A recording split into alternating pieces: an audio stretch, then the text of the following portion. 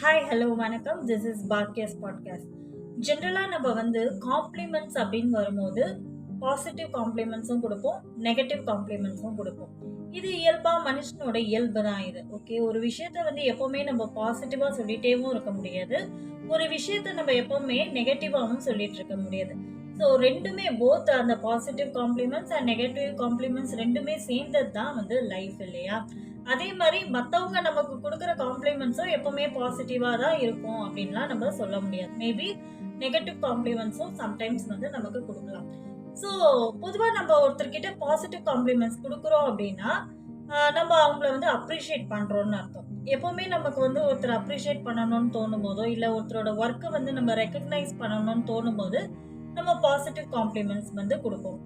அதுவே negative compliments நம்ம கொடுக்குறோம் அப்படின்னா அதுக்கு ரெண்டு ரீசன் தான் இருக்கு. அது என்ன ரெண்டு ரீசன் அப்படின்னு பாக்குறீங்களா? ஒன்று, அவங்கள அண்டர் எஸ்டிமேட் பண்ணணும் அப்படிங்கிறது நம்மளுடைய நோக்கமா இருக்கணும். அப்படி இல்லைன்னா அவங்களுடைய பெர்ஃபார்மன்ஸை இம்ப்ரூவ் பண்ணணும், அவங்க தன்னோட பெர்ஃபார்மன்ஸை இம்ப்ரூவ் பண்ணிக்கணும் அப்படிங்கிறதுக்காக நம்ம அந்த நெகட்டிவ் காம்ப்ளிமெண்ட்ஸை கொடுத்துருப்போம். ஸோ நம்ம நெகட்டிவ் காம்ப்ளிமெண்ட்ஸ் கொடுக்கறதுக்கு இந்த ரெண்டு ரீசன் தாங்க காரணம். வேற ஒரு டாபிக்கோட சந்திக்கிறேன். அன்டில் தென் பாய் ஃப்ரம் பாக்கியா. டாடா.